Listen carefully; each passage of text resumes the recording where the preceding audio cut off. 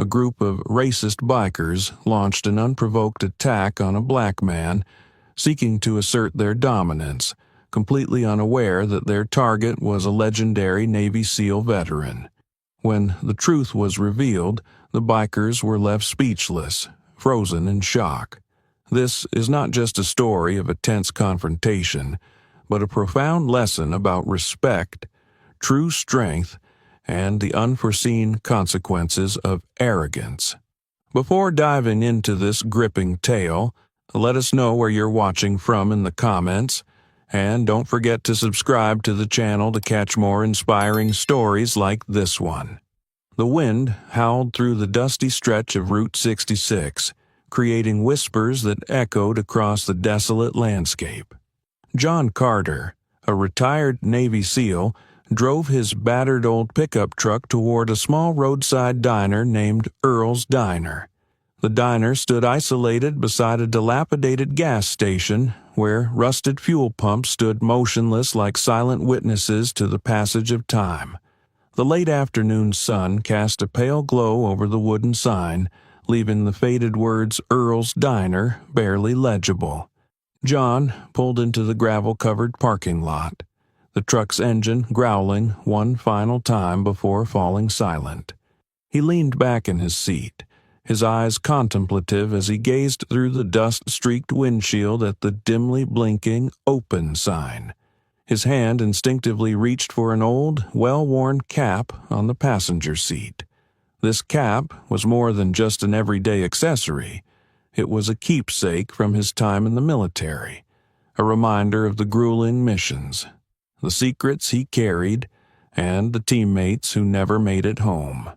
Placing the cap on his head, John tugged the brim low, partly concealing his sharp eyes and the weight of his thoughts. He opened the truck door, stepping out as the gravel crunched beneath his boots, breaking the stillness of the afternoon. A sharp chill from the wind made him shiver briefly, but it didn't slow his stride.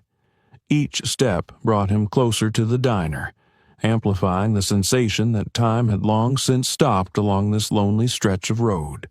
The diner came into sharper focus, a weathered relic of the past, like a faded painting left in the sun too long. Dust-covered windows reflected glimpses of the interior, cracked, vinyl-covered booths, a few chairs patched with duct tape, and an old jukebox tucked in a corner, so thick with grime it was impossible to tell its original color. John pushed open the door, triggering a dry metallic jingle from the overhead bell. The sound cut through the quiet, causing the few patrons inside to turn and look his way. The interior carried an oppressive stillness. Dim yellow lights flickered weakly, casting everything in a dull hue. A ceiling fan creaked rhythmically, its sound adding an eerie undertone to the heavy atmosphere. The air was a mix of stale grease, burnt coffee, and decaying wood, making the place feel like a forgotten relic of better days. John's eyes swept the room with practiced precision, missing nothing. Each face turned toward him, a mix of indifference and faint curiosity. While some quickly glanced away, the group of men in the far corner didn't bother to hide their scrutiny. Clad in leather jackets and helmets resting nearby, their presence was marked by an unspoken claim to dominance. Their motorcycles, parked conspicuously outside, completed the image of a group accustomed to being feared. A large man with a thick gray beard and dark sunglasses smirked, a faint chuckle escaping his lips, barely audible but brimming with mockery. The others in the group snickered along, their laughter adding to the heavy tension. The conversation that had once filled the air was now replaced by an oppressive silence, weighted by an invisible but palpable threat. John ignored their stares, showing no interest in the unwelcome attention. His boots thudded against the worn tiles as he walked to a table near the window. Sitting down, he turned his chair to face the entrance, a habit ingrained by years of military discipline. Removing his cap, he placed it on the table and picked up a worn, laminated menu with faint scratches across its plastic cover. The room regained a semblance of quiet, but John knew the biker's eyes remained fixed on him. Without turning, he exuded an aura of calm indifference, his posture conveying that their presence wasn't worth acknowledging. Behind the counter, Sarah, a young woman with loosely tied brown hair, watched nervously. Clutching a dish towel, her worried gaze darted between John and the bikers, who had begun muttering among themselves. John didn't need to hear their words to understand the situation. He had encountered it many times before. A small town, distrustful locals, and a group masking their insecurities with bluster and intimidation. Taking a slow, steady breath, he tapped his fingers lightly on the table, a gesture of composed patience. He knew the storm hadn't fully arrived yet. Sarah set her notepad on the counter, her anxious eyes scanning the room as John slowly made his way to the table near the window. The faint chime of the doorbell still echoed softly, but no one moved. The diner had fallen into a tense silence, broken only by the rhythmic creak of the ceiling fan and the steady breathing of those present. John chose a table with a clear view of the entrance, a habit shaped by years of training in the military. He sat down, adjusted his cap, and casually flipped open the faded, tattered menu. While the menu itself didn't hold his attention, the atmosphere of the diner did. He could feel the weight of every gaze fixed on him, cold, suspicious, and filled with a quiet hostility. In the corner, a group of men in black leather jackets adorned with biker club patches studied him intently. Their leader, Travis Miller, leaned back in his chair with heavy boots propped up on the table. Under the dim glow of the flickering light, his thick beard and dark sunglasses gave him a menacing appearance. His lips curled into a smirk, a quiet laugh escaping as he spoke loud enough for everyone to hear. "Well, look who's wandered in," Travis said, his voice dripping with sarcasm. "A lost traveler, or maybe a hero from someplace far away?" The rest of the bikers chuckled, low and menacing. A wiry man with greasy hair nudged Travis, whispering something while nodding toward John. Travis shook his head dismissively, grabbed a beer can, and took a long swig, never taking his eyes off the newcomer. John didn't respond. He didn't even glance in their direction. His attention remained focused on the menu as if their presence was inconsequential. This unnerved the bikers, their laughter faltering under the weight of his indifference. Summoning her courage, Sarah approached John's table.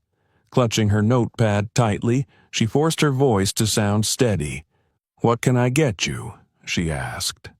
John looked up at her, his eyes calm and unwavering. There was no trace of fear, only a quiet confidence that sent a shiver down her spine.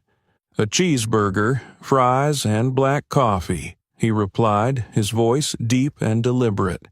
Sarah nodded quickly, jotting down the order before retreating to the counter. But her eyes couldn't help darting back toward the corner where the bikers were seated. At another table, an older man named Frank, with silver hair and calloused hands, sat up straighter. His keen eyes followed John's every move. As Sarah passed by, he leaned closer, speaking in a low voice. "That guy's not ordinary," he murmured, his voice gravelly but certain. "He's too calm, too steady. He's not some average drifter." Sarah didn't reply, but she couldn't shake the same feeling.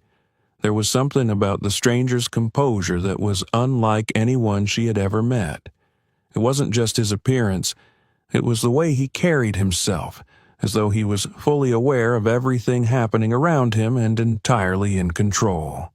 In the corner, Travis continued.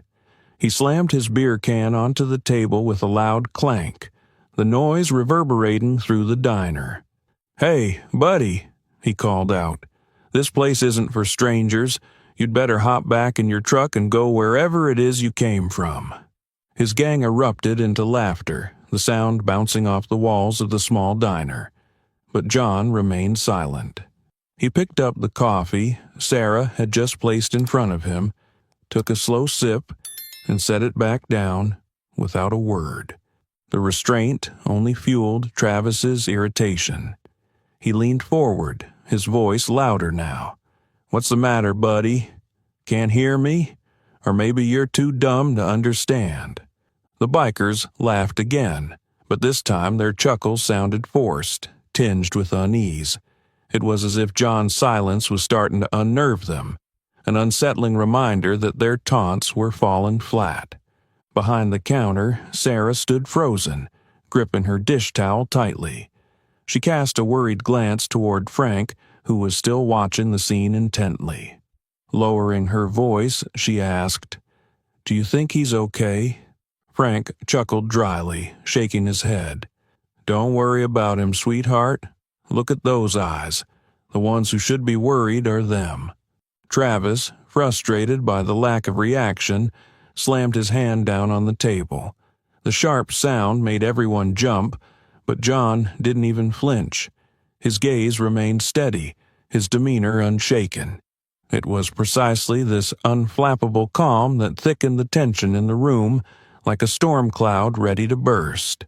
Outside, the wind howled against the windows, but inside, the diner felt suffocating still, as though everyone was holding their breath, waiting for the inevitable explosion. John placed his coffee cup down on the table, his thumb lightly tracing the rim, feeling the residual warmth of the dark liquid within.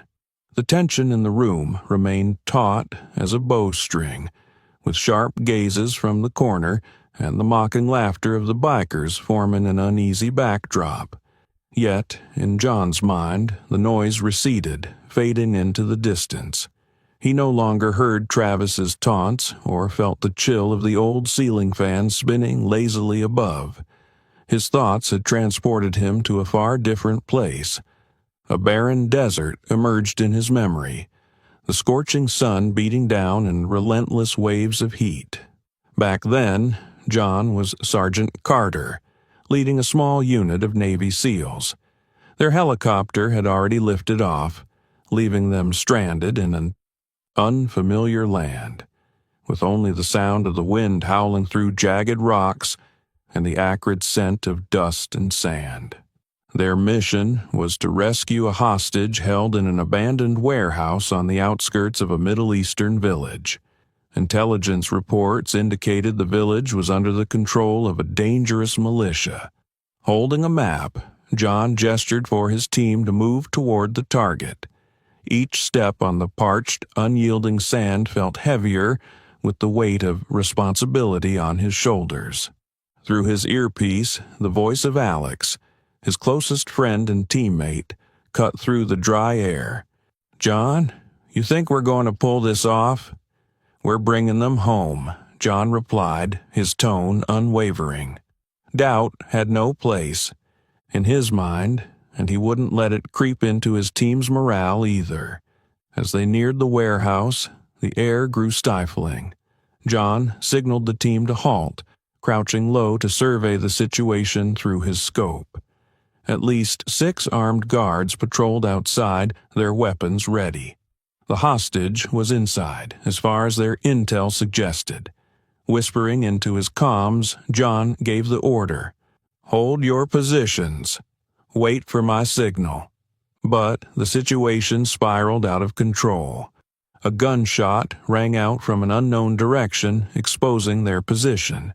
The guards instantly turned their fire on John's team, forcing them to scatter for cover.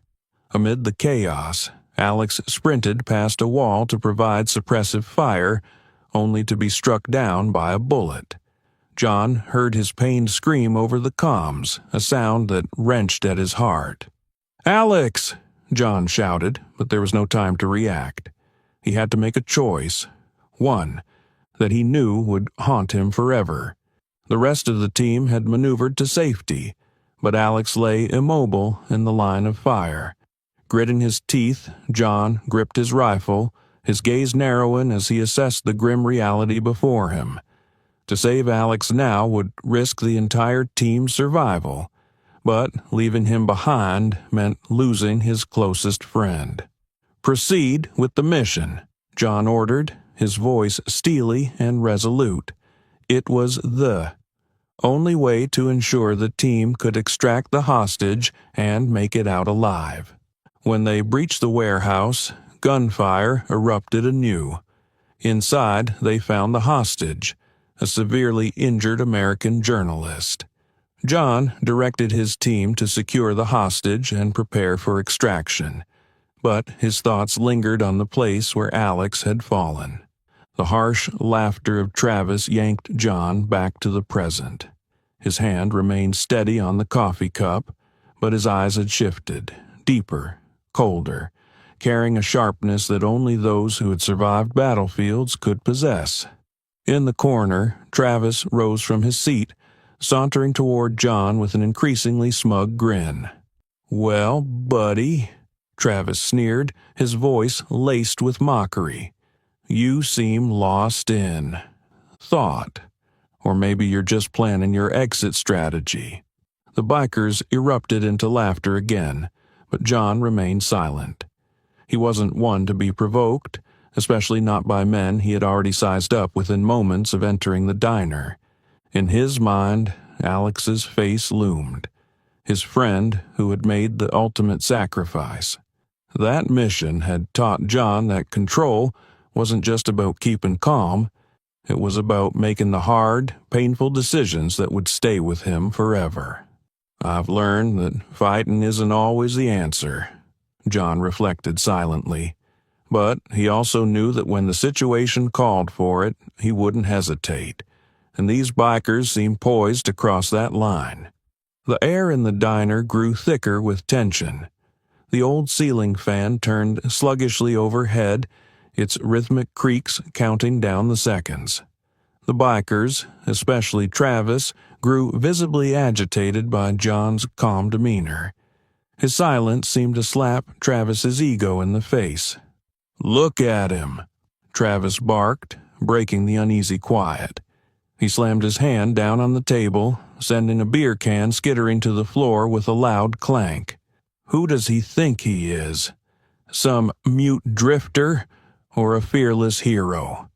The other bikers chuckled along, but their laughter sounded forced, tinged with an unspoken unease. John's silence and composure were unsettling, though none of them would admit it. Behind the counter, Sarah clutched a dish rag tightly, her eyes darting between John and the bikers. She knew Travis too well. He wasn't the type to back down once he started something.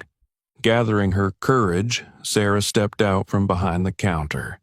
Her voice trembled slightly, but she managed to sound firm. "Travis, stop it," she said, her eyes pleading. "This is a diner, not a place for trouble." Travis turned to her, his gaze sharp as a blade. "You telling me how to behave now, Sarah?" he asked, his voice low and menacing. Swallowing hard, Sarah tried to stand her ground. "I just want to keep things peaceful. It's my job." But Travis wasn't interested in listening. His smirk widened as he took a step closer to her, making her instinctively step back. "Then you'd better get back to your job," he hissed, "before I lose my patience." Sarah retreated another step, her eyes flitting to John, silently pleading for some intervention. But John didn't look at her. He sat unmoved, raising his coffee cup for another sip and setting it down with deliberate calmness. His composure, rather than reassuring her, only heightened her anxiety. In the corner, Ethan, a young biker who had recently joined the group, watched the scene unfold. He had always felt uneasy about Travis and the gang's antics, though he never voiced it. Now, as his gaze shifted to John, the man who seemed utterly unfazed, he sensed something different, something formidable. "Travis, that's enough," Ethan spoke up, his voice quiet but clear enough to cut through the room. Travis whipped around, his face contorted with anger. "What did you just say?" he growled, his voice heavy with threat. Ethan hesitated, his eyes fallen to the table. "I just think this isn't worth it," he said, his tone faltering. "Not worth it." Travis laughed bitterly, stepping closer to Ethan. "You telling me to back off? What, you scared of this guy?" Ethan didn't respond. He clenched his fists against the edge of the table, trying to stop himself from saying more. Travis turned back to John, his grin turning cruel. "Look at this," he said loudly. "My guy's too afraid to stand up to you. Maybe you are something to be scared of, huh?" The bikers laughed again, though the sound was hollow. Each time John moved, whether sipping his coffee or shifting his posture, the room seemed to hold its breath. Travis, embarrassed by John's silence and Ethan's protest, slammed his hands down on John's table. The sound echoed through the diner, making Sarah jump and Ethan lower his head even further.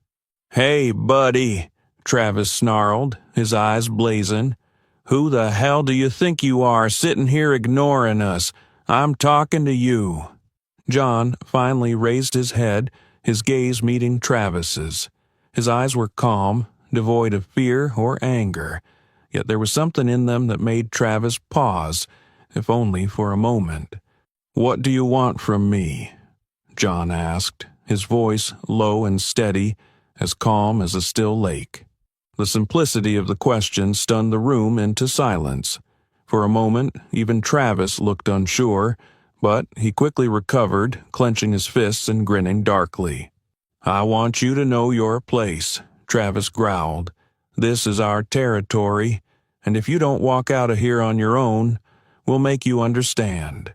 Ethan frowned, his worry growing as he glanced at John. He could feel the situation spiraling out of control. Behind the counter, Sarah froze, gripping her dish rag as though it were her lifeline. Near the corner, Frank shook his head slowly, muttering under his breath, "The kid has no idea who he's messing with." John held Travis's gaze for a moment longer, then calmly picked up his coffee cup. He took a slow sip, exhaled softly, and set it down with deliberate care. Not a single movement betrayed fear or anger, but it was precisely this calmness that tightened the tension in the room to its breaking point. Travis, his patience gone, motioned to his gang with a jerk of his head. "All right, boys," he said loudly, his voice dripping with arrogance. "If this guy won't walk out, we'll give him a hand." The diner seemed to hold its collective breath, every person feeling the storm that was about to break. But John, still seated, remained as unmoved as a mountain, and that, more than anything, infuriated Travis further. Travis smirked, his eyes flashing with a mix of anger and smugness, as he took another step toward John's table. Leaning in close, he slammed his hand down on the table, causing John's coffee cup to tremble slightly. "Last chance, pal. Get out of here now or I'll help you out," Travis growled, his voice loud enough to ensure the bikers and everyone in the diner could hear. John raised his head, his cold gaze locking onto Travis. He said nothing, merely rising from his seat with deliberate calmness, sliding the chair back. Every motion was controlled, as though daring Travis's patience to last. "All right, that's it," Travis shouted, his restraint snapping. He lunged forward, throwing a punch aimed squarely at John's face. But before Travis's fist could connect, John moved. He sidestepped effortlessly, grabbing Travis's wrist and using his momentum to spin him around. In a single fluid motion, John hurled Travis toward the adjacent table. Travis crashed against it with a resounding thud, sending beer cans clattering to the floor. Travis stumbled to the ground, dazed and disoriented, unable to comprehend what had just happened. The other bikers shot to their feet, charging toward John in unison. The first to attack was a tall man with a tattoo snaking around his neck, wielding a glass bottle. He swung it toward John with full force. John stepped back, dodging the strike, then caught the man's wrist mid-swing. With a sharp twist, John redirected the momentum, slamming the bottle against the edge of a nearby table. It shattered instantly, shards scattering across the floor as the man yelped in pain, clutching his hand. Not wasting a moment, John delivered a precise kick to the man's knee, sending him crumpling to the floor. "Don't do this," John warned, his voice steady and even, not pleading, not angry. It was a statement, a final warning, but the bikers didn't heed it. Two of them charged simultaneously, one gripping a wooden chair and the other brandishing a small folding knife. John pivoted smoothly, evading the swing of the chair before striking the wielder with his elbow. The blow landed squarely on the man's face, causing him to stagger. Before he could recover, John swept his leg out from under him, sending him crashing onto the floor with a heavy groan. The man with the knife lunged from behind, but John heard the telltale sound of his heavy boots against the tiled floor. Spinning on his heel, John grabbed the man's arm, twisting his wrist until the knife clattered to the ground. A swift punch to the chest sent the man reeling backward, colliding with an old jukebox in the corner of the diner. The remaining bikers froze in place, exchanging uneasy glances as their comrades lay groaning on the floor. But Travis, still seething with anger and humiliation, staggered to his feet and grabbed a nearby chair. With a guttural yell, he charged at John once more. John turned, gripping the chair with both hands as it swung toward him. Using Travis's momentum, he pushed him back, forcing him to stumble. Then, with a flick of his arms, John cast the chair aside. "You've already lost," John said, his voice calm yet commanding as his gaze bore into Travis's. Travis roared in frustration and lunged again, this time recklessly. But John was faster. He sidestepped, sweeping his leg beneath Travis's, causing him to topple forward. Before Travis could hit the ground, John caught him by the shoulders and brought him down in a controlled but decisive manner. Travis groaned, utterly subdued, lying helplessly on the floor. The remaining bikers, witnessing their leader's defeat, began to back away, their eyes wide with fear and uncertainty. Do you think John was merely defending himself, or was he trying to teach the bikers a lesson about true strength? If you found yourself in a situation like this, would you choose to confront and win, or seek reconciliation to minimize conflict? Share your thoughts in the comments below. The diner fell silent. Only the sound of the bikers' labored breathing and the rhythmic creak of the ceiling fan filled the space. John straightened up, adjusting the brim of his cap. His gaze swept over the bikers as if silently asking, "Who's next?" In the corner, Ethan, the youngest member of the gang, remained seated, never having joined the fight. He lowered his head, avoiding John's eyes, but inwardly he knew he had just witnessed something unforgettable. Behind the counter, Sarah gripped her dish rag tightly. She didn't say a word, her expression a mix of awe and gratitude as she stared at John. Nearby, Frank, the older gentleman seated at a table, sipped his coffee with a knowing smile. "He's no ordinary man," Frank murmured, just loud enough for Sarah to hear.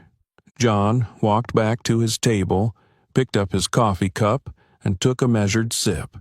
Then he set it down lightly as if the brawl that had just unfolded was nothing more than a minor inconvenience. "Consider the place cleaned up," he said softly to Sarah, his tone calm and matter-of-fact. John stood still, his calm gaze sweeping over the now chaotic diner, littered with overturned tables and groaning bikers. Picking up his coffee once more, he sipped it, his movements unhurried. But the silence didn't last. Travis curled up on the floor, still radiating anger despite his battered state. Struggling to his feet, He pulled a phone from his jacket pocket. "You think this is over?" he hissed, his voice dripping with malice. "It's just getting started." He quickly dialed a number, his eyes narrowing as he glared at John. "Get over here now and bring the gear." John heard the threat but showed no concern. Adjusting his cap, he glanced out the window at the setting sun, its orange glow casting long shadows across the parking lot. Taking a deep breath, he stepped calmly past the wreckage and pushed open the diner door, leaving Travis and his gang behind. In the parking lot, the gravel crunched under John's boots as he walked toward his truck. He moved slowly but deliberately, his sharp eyes scanning the surroundings. Minutes later, the distant rumble of engines shattered the peace of the rural highway.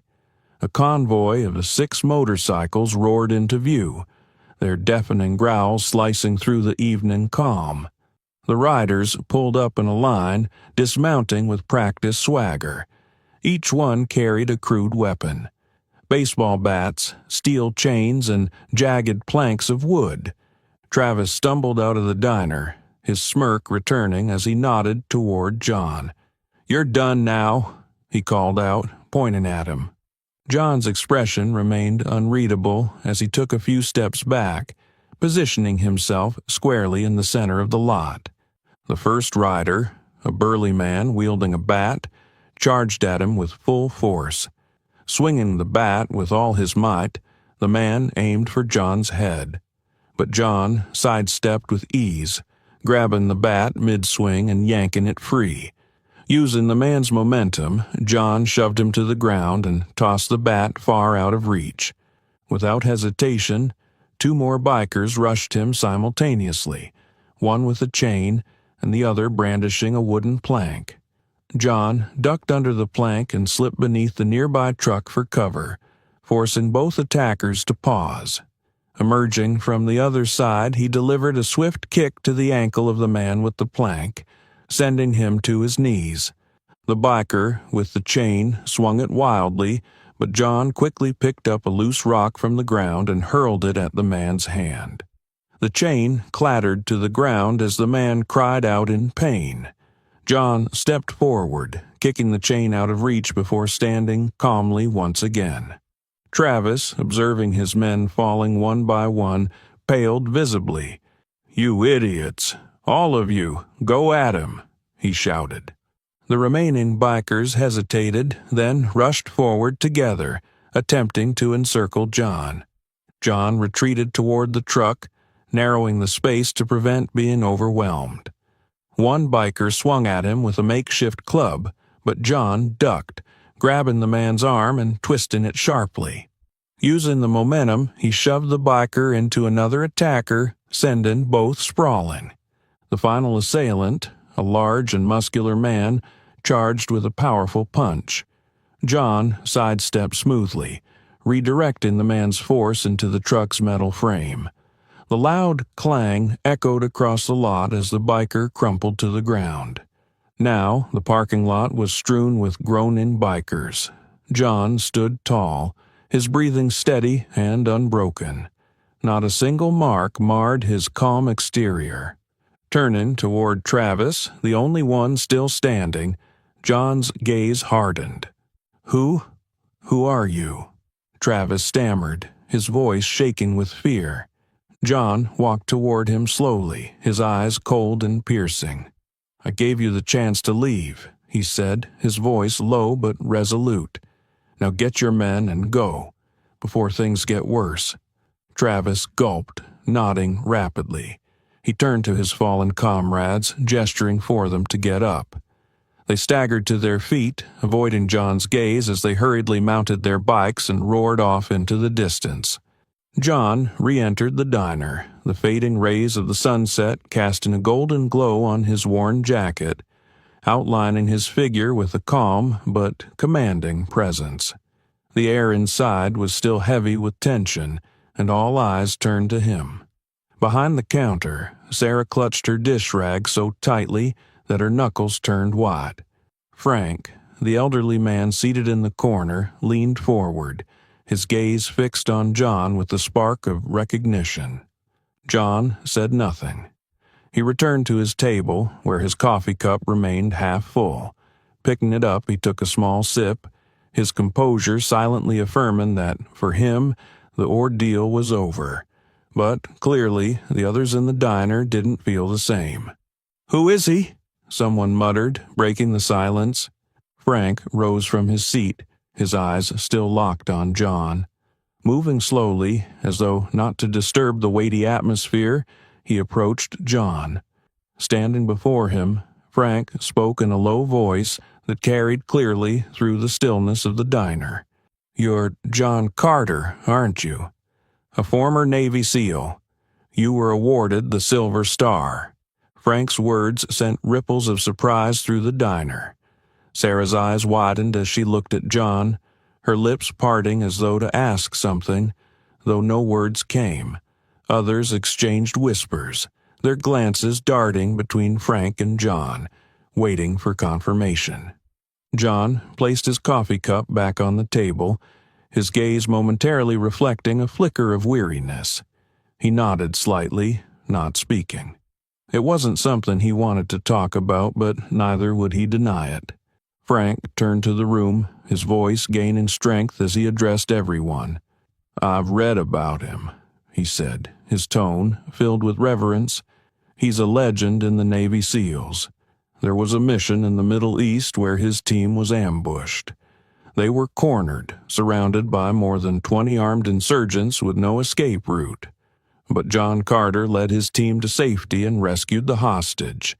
They say he stayed calm even as everything around him fell apart." Sarah stared in disbelief, her voice barely above a whisper.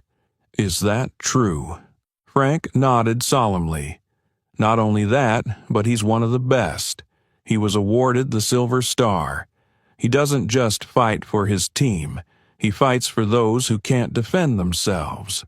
John listened quietly to Frank's words but showed no pride or vanity. He simply sat there, his eyes fixed on the coffee in front of him. Those years were not stories of glory for him, but memories steeped in responsibility and loss. A wave of emotion swept over Sarah as she pieced together the puzzle of John's actions, from his calm demeanor in the diner to his decisive handling of the bikers outside. It all made sense now. He wasn't just a strong man.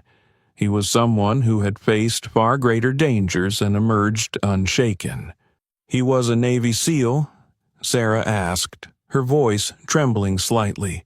Frank nodded firmly. "No doubt about it." Sarah's gaze returned to John, her expression now filled with respect and gratitude. "Thank you," she said softly, her voice sincere, "for everything." John inclined his head in acknowledgement, but said nothing. For him, thanks were unnecessary. It was simply what had to be done. Outside, the remaining bikers were still struggling to help each other to their feet, their faces etched with pain and fear. But Ethan, the youngest of the group, stood motionless, staring through the diner's glass window. He had overheard Frank's words. Ethan let out a deep sigh, then left the group behind. He stepped into the diner, helmet in hand, and approached John. "I'm sorry," he said, his voice low but earnest. John looked up at Ethan, his calm eyes free of judgment. He waited silently, letting the young man continue. "I shouldn't have gone along with them. I was wrong to stay quiet and let this happen," Ethan admitted, his gaze falling to the floor. "I'm not like them, but I didn't dare to do what was right. I'm sorry." John studied Ethan for a moment before nodding. "What did you learn today?" he asked, his voice steady and deliberate. Ethan lifted his head, his eyes reflecting both remorse and determination. "That strength isn't about being loud or violent, and that I need to take responsibility for my actions no matter how hard it is." John nodded again, accepting the response. "Good. Remember that." Ethan bowed slightly in gratitude before leaving the diner, his posture infused with newfound resolve. The diner was quiet now. Other patrons whispered among themselves, their glances toward John tinged with admiration. Behind the counter, Sarah felt a sense of calm settle over the space, comforted by the realization that this mysterious stranger wasn't just strong, he was a quiet hero. Frank returned to his seat, sipping his coffee with a faint smile. "Men like him are rare," he murmured, capturing the sentiment of the room. John stood, placing a few bills on the table to cover his meal. He turned to Sarah, nodding slightly. "Thank you," he said, his voice soft but genuine. Without another word, he left the diner.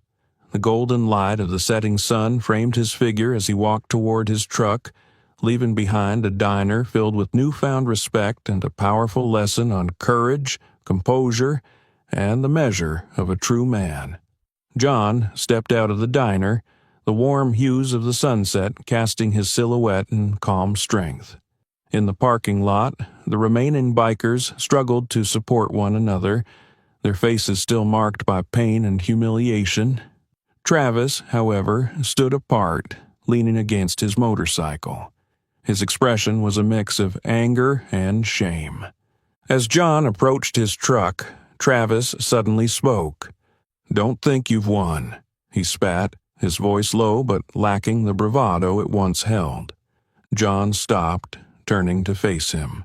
His gaze held no anger or mockery, only calm and a faint trace of pity. "You still don't get it, do you?" John asked, his voice steady. Travis clenched his jaw, gripping his handlebars tightly to conceal the tremor in his hands. "Get what? You think I'm scared of you?" John took a few measured steps toward him, his gaze unyielding. He stopped just short of Travis, looking him squarely in the eyes. "Fear isn't the issue," John said. "The issue is you think strength is about dominating others, using violence to mask your insecurity." Travis opened his mouth to retort, but couldn't find the words. Deep down, he knew John was right. John continued, his tone firm but not unkind. "True strength, Travis, is knowing when to stop. It's realizing that winning doesn't always mean overpowering others. Sometimes it means mastering yourself." The words struck like a hammer. Travis looked away, his shoulders sagging under the weight of the truth. John gestured toward the bikers sprawled across the lot. "Look at them. They followed you, and you led them here. To this. Is that what a leader does?" Travis glanced at his comrades, familiar faces now marred with disappointment and pain. He clenched his teeth but said nothing. "You're young, Travis," John said, his voice softer now. "You can change. But if you keep walking this path next time, you might not meet someone willing to teach you a simple lesson like today." Travis lowered his head, his grip tightening on the handlebars. He didn't look at John, but his defiance had faded. I don't need anyone teaching me," he muttered, though his tone lacked conviction. John said nothing more. He simply stood still for a moment, watching Travis as if waiting for a glimmer of hope to appear. Finally, Travis raised his head, his eyes meeting John's. "How do you know I can change?" he asked in a low voice. John gave a faint smile, one marked by years of experience. "Because I've met many people like you. Some changed, some didn't, but they all had the chance. The choice is yours." Travis remained motionless, his shoulders slightly slumped. John's words seemed to awaken something deep within him. For the first time in years, he felt no need to prove his strength to anyone. Without another word, John turned and walked slowly to his truck.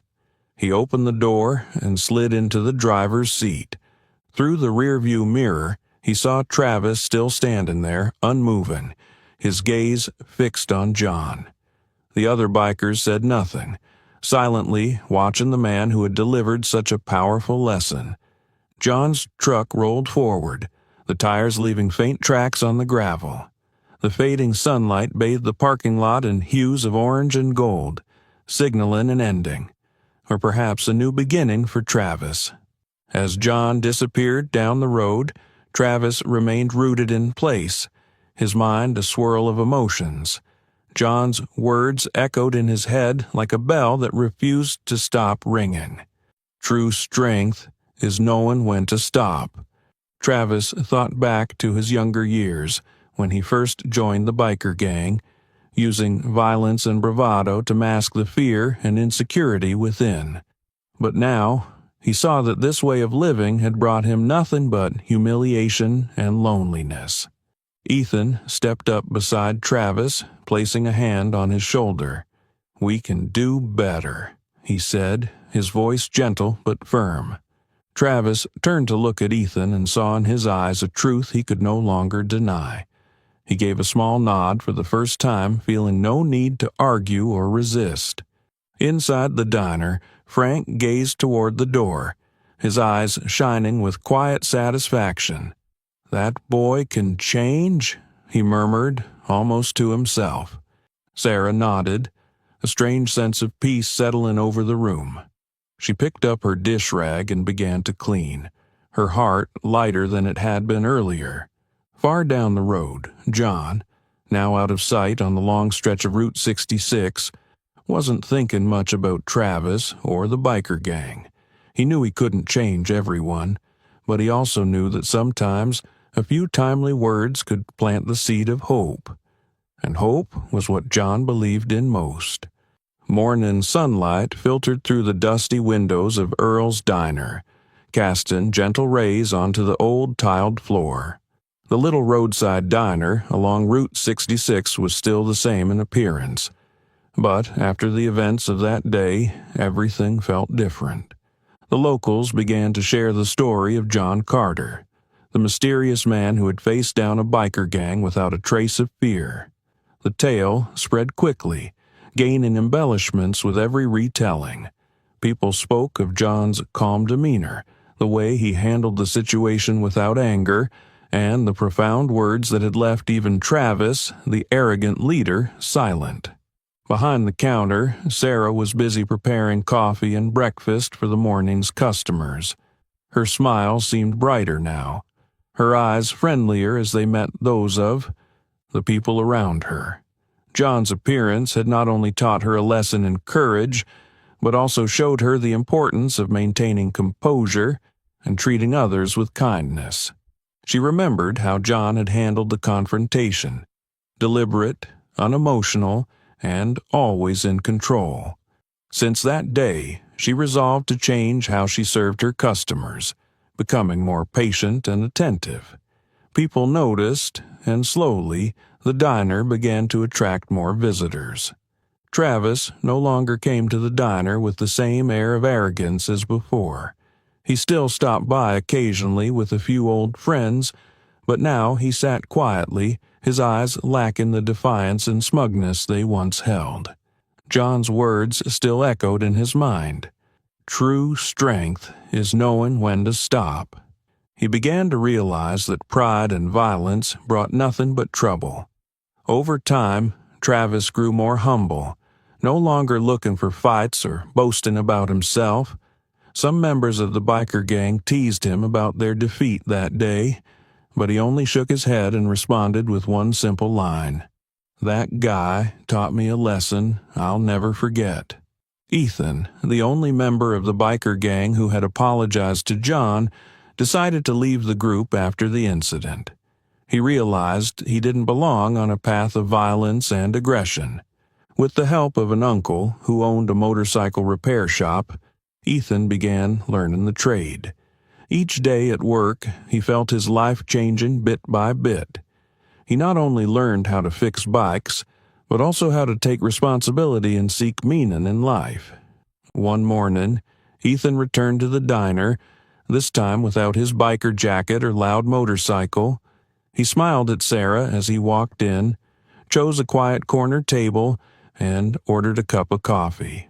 "It's good to see you doing well," Sarah said, setting the coffee cup down in front of him. "Thanks," Ethan replied, his voice steadier than before. "I think I've found a new direction." The story of John Carter became more than just a memory. It turned into a valuable lesson for everyone who heard it. New customers at the diner, after learning about the incident, grew curious and more respectful of virtues like dignity, self-control, and true strength.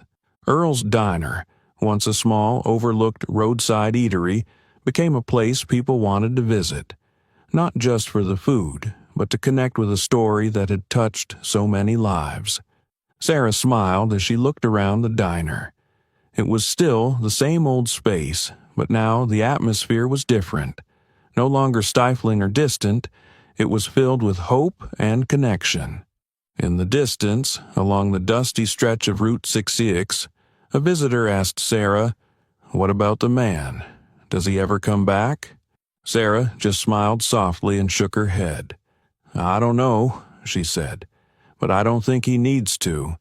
His lesson is still here, in all of us." The wheels of John's truck rolled steadily along the empty road, leaving the small diner behind as the colors of the sunset began to fade. The last rays of sunlight reflected off the windshield, creating a tranquil scene, a stark contrast to the events that had just unfolded. John didn't look back. He knew his presence at the diner had left a deep impression, and there was no need for further explanation. It wasn't something he sought, nor something he avoided. As night descended, the warm yellow glow of a small gas station came into view. John pulled into the gravel lot, the engine growling one final time before falling silent. He stepped out of the truck, his boots crunching against the gravel with a familiar sound. The station was modest but tidy, with a simple sign that read Tony's Gas and Repair. Inside, a warm light from a single ceiling lamp illuminated a small counter stocked with a few cans of soda and a box of cookies. Tony, a middle-aged man with salt and pepper hair and a calm demeanor, stood behind the counter, his eyes lifting as John walked in. "Good evening," Tony greeted, his voice gentle but friendly. John nodded in acknowledgement and stepped to the counter. "I need a full tank," he said, his tone low and direct. Tony nodded, heading outside to assist. As he began filling the tank, John leaned against the truck, his gaze fixed on the darkening horizon. "Where are you coming from?" Tony asked, breaking the silence, his hands moving deftly with the gas pump. "Just passing through," John replied without turning around. Tony nodded as if he understood. "You seem like the kind of man who doesn't want to be noticed, but it's hard not to notice you," he said, his tone curious but respectful. John gave a faint smile, rare but warm. "I just like to keep things simple," he replied. Tony paused for a moment, looking at John thoughtfully. People who like to keep things simple are often the ones who've seen the most complexity, he said, his voice low and meaningful. John didn't respond immediately. He looked up at the darkening sky, where stars were beginning to appear, twinkling in the vast expanse. "Peace is hard to come by," he said as if speaking to himself, "but when you find it, it's worth more than anything else." Tony nodded, seeming to grasp the weight of John's words. "It seems like you found some of that peace on this road," he said, closing the gas cap. John turned to face him, his eyes calm but carrying the depth of someone who had faced many battles. "Sometimes it's not about the destination but how you handle what comes along the way." Tony smiled, stepping back to let John get into his truck. "I hope you find what you're looking for," he said, waving as John climbed into the cab. John started the engine, the rumble breaking the stillness of the night. Through the rearview mirror, he saw Tony standing by the gas station, the warm light casting his shadow like a small beacon in the vast desert. The truck eased back onto the road, merging with the darkness ahead. The night sky stretched infinitely above, its countless stars twinkling as if guiding the man on his endless journey. John wasn't searching for admiration or recognition. He was simply a traveler, leaving behind lessons and change without needing acknowledgement. On the long road ahead, he knew there would be more stories like the one at the diner, and he would continue because that was what he did best. Maintaining calm, staying in control, and letting his actions speak to the strength within. After the events involving John, the atmosphere at Earl's Diner gradually returned to normal. However, for those who had been there that day, the story of the mysterious man became an unforgettable topic. Each person who witnessed the incident retained their perspective, and as they recounted it, the fragments of the event slowly pieced together, creating a vivid picture of what had happened. Behind the counter, Sarah reflected on the most memorable moments. When a customer asked her about John, her eyes lit up. "He wasn't like anyone I've ever met," Sarah said, her voice filled with emotion. "When the bikers started causing trouble, I thought for sure he'd panic, or at least react. But he didn't. He just sat there, strangely calm." She paused, recalling John's eyes. His eyes, they weren't the eyes of someone afraid or angry. They were the eyes of someone who had faced far worse. Calm, composed, but full of authority. Sarah smiled softly as if to mask her feelings. Just being near him made me feel safe. Like, no matter what happened, he'd have it under control. At his usual corner table, Mr. Frank sipped his coffee and began recounting the story to a few old friends who had stopped by. "You wouldn't believe it," he said, his voice steady and firm. "I served in the infantry, and I know the difference between an ordinary person and a highly trained soldier. John Carter. He's one of the special ones." Mr. Frank paused, taking another sip of coffee, as though to emphasize the weight of what he was about to say. The way he moved, the way he handled the situation, it all showed absolute control. Not a single action was wasted. Not a single step was a mistake. He looked around, ensuring everyone was listening. He wasn't fighting to win. He was fighting to end things as quickly and efficiently as possible, and to teach a lesson. I've seen plenty of skilled soldiers, but very few who can maintain that level of composure and compassion. Travis, who was once arrogant and boastful, now sat quietly in a corner of the diner, his eyes fixed on the cup of coffee in front of him. His old friends no longer surrounded him, leaving him alone with his thoughts. A curious customer asked, "I heard you met someone extraordinary?" Travis let out a wry smile. "Extraordinary doesn't even begin to describe him," he replied, his voice rough. He lifted his coffee cup but didn't drink, merely staring into the dark liquid inside. "I thought I was strong," he said softly, loud enough for those nearby to hear. "I thought I could control everything with aggression and numbers. But then he showed up, alone, and made me realize I knew nothing about true strength." Travis sighed, his gaze becoming distant. "He didn't just win. He made me see how wrong I'd been about my way of life and how I behaved. And that hurt more than any blow he landed."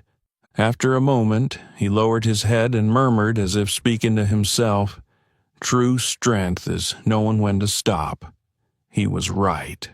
Through the accounts of Sarah, Mr. Frank, and even Travis, the story of John Carter became more than a memory. It became a profound lesson for anyone who heard it. Each person carried the story with them, adding their own emotions and details, making it all the more vivid and meaningful. Patrons at the diner began to discuss and question whether they could remain as calm and composed as John when faced with challenges. And though John had long since left, his lesson remained, a reminder of the true strength of courage, self-control, and mutual respect. The golden hues of the setting sun stretched across Route 66, painting the vast, serene landscape with a warm glow. John's truck rolled steadily along the empty road, blending into the timeless rhythm of the journey. His face remained calm, his eyes fixed on the road ahead, but his mind lingered on all that had happened. John pulled over by the roadside where a small hill offered a view of the radiant sunset. Stepping out of the truck, his boots pressed softly into the dry grass, producing a gentle rustle. In the distance, the sky burned red with the final rays of the sun, casting a warm glow over the earth. He sat on a large rock, feeling the light breeze carrying the scent of dust and freedom. Memories washed over him, not just from the small diner at Earl's, but from the many years he had lived through, the challenges, the losses, and the invaluable lessons. He recalled Travis's face, Sarah's gaze, and Mr. Frank's words. They were all small pieces of a larger picture, the picture of life, humanity, and true strength. John looked out at the horizon, where the sun was slipping away, leaving behind a starlit night. He murmured as if speaking to himself, but also sending a message to anyone who needed to hear it. True strength isn't in muscles or noise. It's in control. Control over yourself when faced with adversity. It's in calmness. The calmness to make the right decisions instead of letting emotions rule. And it's in respect. Respect for yourself and those around you. He picked up a small stone from the ground and tossed it into the distance. The stone landed silently, but its significance seemed to echo endlessly in the stillness of the evening. Sometimes all it takes is knowing when to stop, he added, his voice quiet yet resolute. John stood, brushing the dust from his clothes, and returned to his truck. The roar of the engine broke the silence but didn't disrupt the peace of the scene. He glanced in the rearview mirror, seeing the small hill and the fading sunset as they dissolved into the dark. The truck continued its journey along the deserted road, merging with the vastness of the night. There was no clear destination, but for John, that had never been the point. He understood that this journey wasn't just about the places he passed through, but about the people he met, the lessons he imparted, and the marks he left behind without needing acknowledgement. The story of John Carter reminds us that true strength doesn't lie in dominance or violence, but in control, calmness, and respect. What do you think about how John handled the situation? If you were in his place, what would you have done? Share your thoughts in the comments below. If you enjoyed this story, don't forget to like it, share it with your friends, and subscribe to the channel for more meaningful stories. Thank you for watching, and see you in the next video.